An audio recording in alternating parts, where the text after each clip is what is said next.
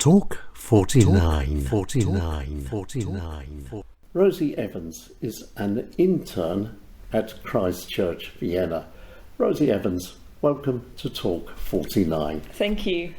Rosy, what exactly is an intern?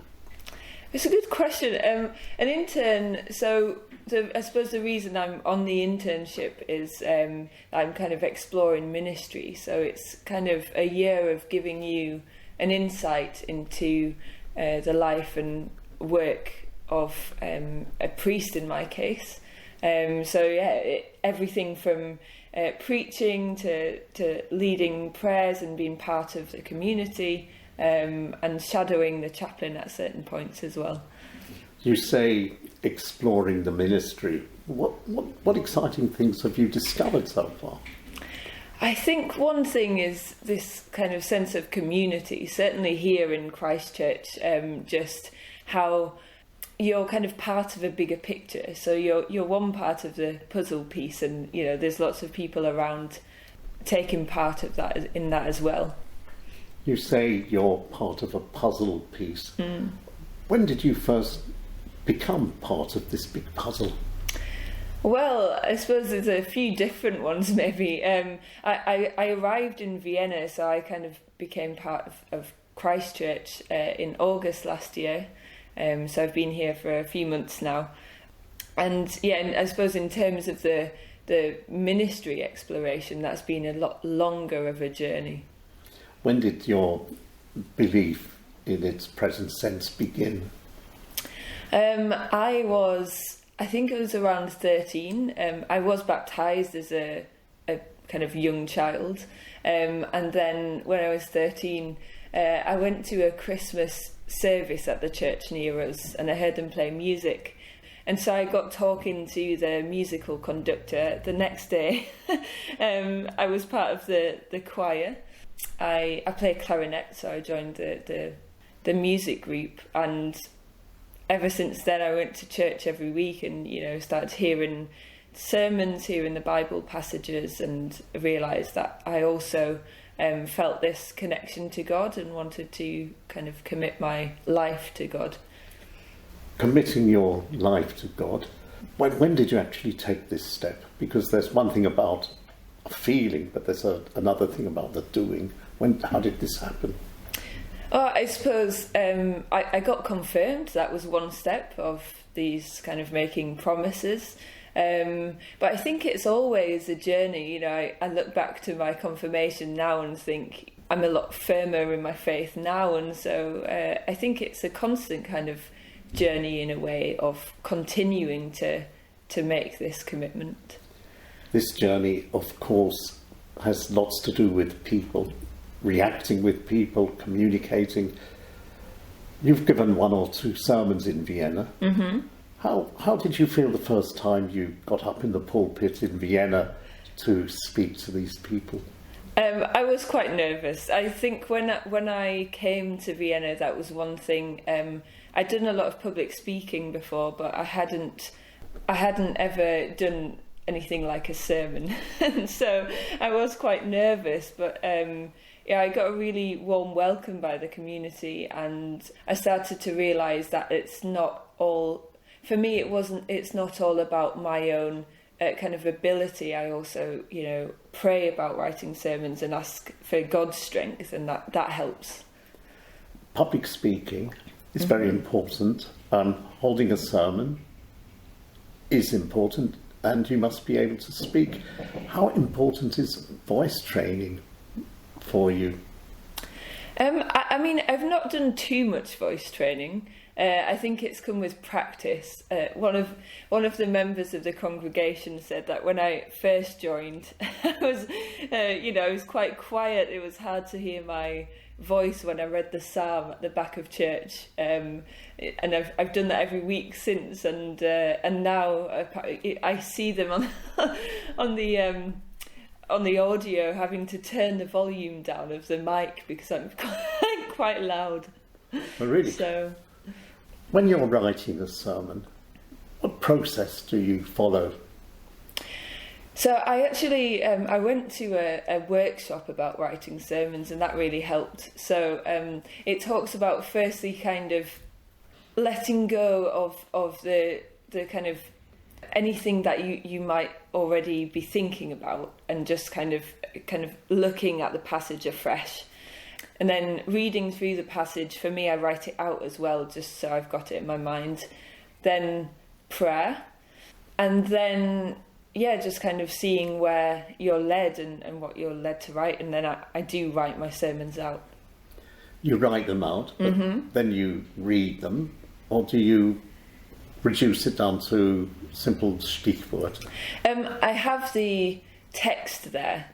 I get to know the text, so then I'm kind of able to not just kind of stare at the piece of paper, but I'm working on that still, I think. When you're delivering a sermon, you're very much on your own, in sense of you've no visual aids, you've no flip charts, no pictures, nothing. How do you get on without these visual aids? Yeah, I found it a little bit tricky. I think tone of voice is really helpful, and kind of changing that up. As you said, not just reading from a text, but kind of, interacting, looking at people around, which is a bit more difficult when you're up high in a pulpit. But and there have been occasions on certain services. We had a kids' service near Christmas, and so I did use visual aids or little things that I could bring with me and use. Yeah, and I suppose making sure that the sermon itself is somehow interesting. What about simplicity of language? Your congregations have different levels of understanding. Why is simple language so important for a sermon?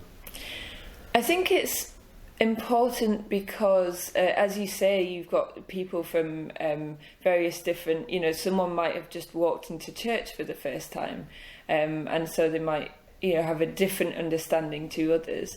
And so I think it's really important. And also, I suppose from what I've done previously, I'm really passionate about this kind of being inclusive in terms of using inclusive language so that people can understand where you're coming from. Yeah, I think one thing that helps me is using something that I can thread through. So it might be a poem or words from a song or something, so that people can quite easily follow the thread. Doesn't always work, but that's my aim. You mentioned songs, you mentioned poetry. Sermons are important, of course, but how important is music? Personally, for me, it's very important. Music is really what brought me into my faith, in terms of, that's what connected me first, and that's what connected me at times in my life where I've found it difficult to pray, or where there's been times where I've not physically been kind of able to read the Bible because I've been too tired and things. And at that point, music is what I connected with, and it allowed me to hear kind of songs from a biblical understanding, in a way. You mentioned reading the Bible. How often do you discover new things you never thought about before? Every day. Yeah, all the time.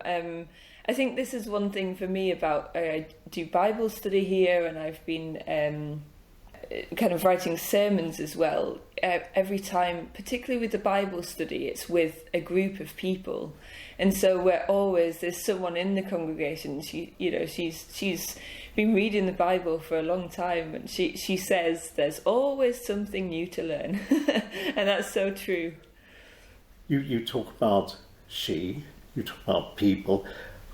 Who were the milestones in your life in terms of people? There have been a lot of people, I think. In a general sense, my church family, from my church St John's back in Halifax, where I'm from, and my first kind of church, I would call it. That church family have been just in many ways very helpful. They've, walked with me through difficult moments. They've kind of taught me how to pray, and they've been through their own difficult times and taught me to continue to trust in God in those times. When you're going through difficult periods in life, what music do you turn on your player? I really think it depends what I'm feeling. I do quite like Teze.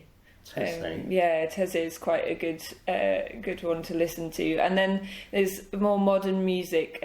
Stuart Townend is someone who I kind of connect with, and he wrote a song called "There Is a Hope," and that really connected with me when at times when it's been difficult to hold on to hope. Why is hope so important?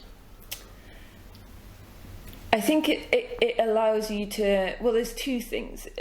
In a Christian, sense, you kind of know that even though you're going through a difficult time, there is hope, and Jesus has already kind of saved us in that sense.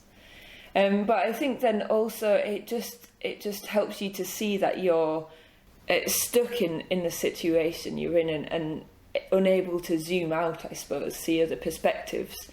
And so hope helps you to, it's like you're holding on to a thread that actually you can follow, and it can get better. How long are you going to be in Vienna? I actually am only here for another 2 months. 2 more months? Yeah. Then I go back to the UK to study theology and ministry. Where are you studying in the UK? That's still to be decided. The process now, I've been selected, so I'm looking at Durham and Murfield and Cambridge, so they're the kind of three, really. Have you got a favourite? I have a different favourite every day. I think that colleges in the UK will any of them will be good for training. It's more about looking at what you need from training. One last question. If there's one particular thing you would like to take with you from Vienna, what would it be? I think it would be the feeling of community and support, and diversity within this community. I would never have imagined of meeting, the people I've met, and if I hadn't have come here, obviously I wouldn't have met them, but I just heard a lot of different life experiences, a lot of different stories, and that's just been wonderful to kind of carry that with me. So you've got all of these different stories, and of course you've been building your own story, haven't you? Yes. And a story that's set to continue well into the future.